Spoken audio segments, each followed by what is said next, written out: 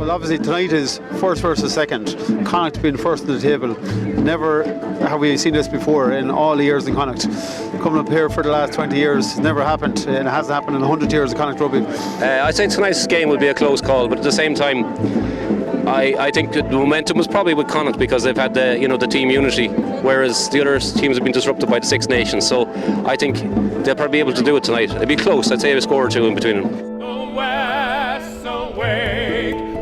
Yeah, there's a huge sense of expectation that Connacht are actually coming here to win, and probably looking for the bonus point as well, if being honest, because it would pretty much guarantee Connacht a semi-final in the Pro 12s, which would be huge. And it'd be a massive. Would guarantee European rugby next year, so that expectation is around the grounds when you're here, rather than hoping to come here and put in a performance. Connacht want to win tonight.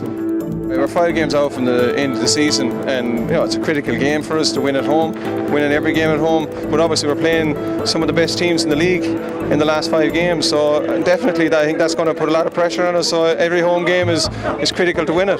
Tonight there's 3 teams playing. There's obviously Connacht, Leinster and the Elements. It's a huge thing, I think Connacht, if we get the luck of the draw, you play against the wind in the first half because the Leinster bench is too strong.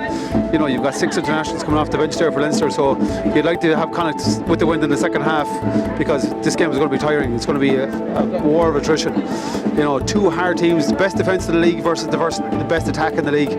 Connacht have got a bonus point in the last 5 of the last 6 games, so huge attack. But at the same time, tonight is not about scoring tries; it's about keeping points on board. I spoke to a few of the boys earlier on. It's this type of weather doesn't actually suit us. In days of old, when Leinster were coming down here, we'd have liked a bit of wet and muck. But now that we're the best attacking team in the league,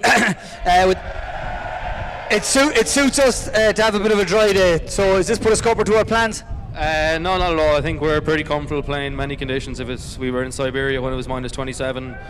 We played against Ospreys when it was warm, so we're comfortable playing whatever conditions there are. Years ago, I lived a hard life, but sunlight burst a ray through those clouds.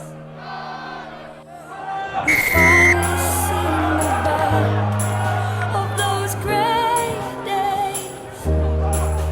Please let the summer back to stay and hold a sunbird in your hands. Don't let him sing too sweet, for too soon the summer sun will in winter sleep.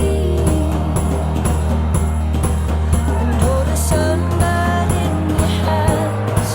Don't let him sing too sweet, for too soon the summer sun will in winter sleep.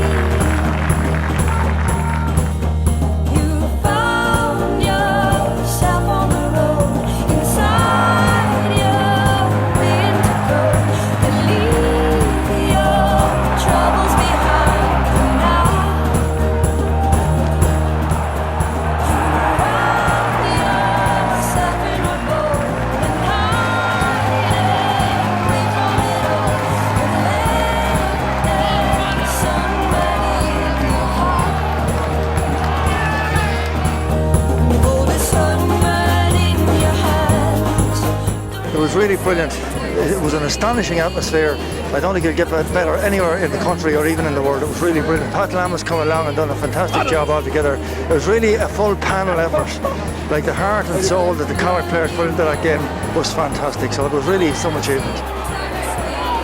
So nobody wants to go home.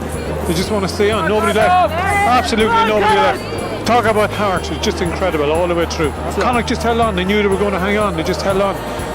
It needed a little Leinster mistake, and that's what happened. Connacht held on, and unbelievable. Just fantastic.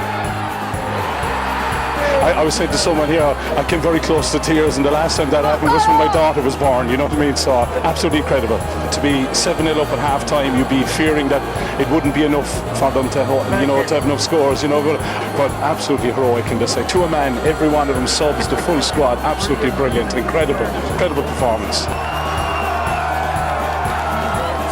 it's amazing how success breeds success, and I think what it shows here is that there's a great platform and an appetite for rugby in the west of Ireland, and that team is giving everyone encouragement, to get some, bums on seats. And if we could get 7,000 at every home game, we have nothing to fear for in Connacht Rugby.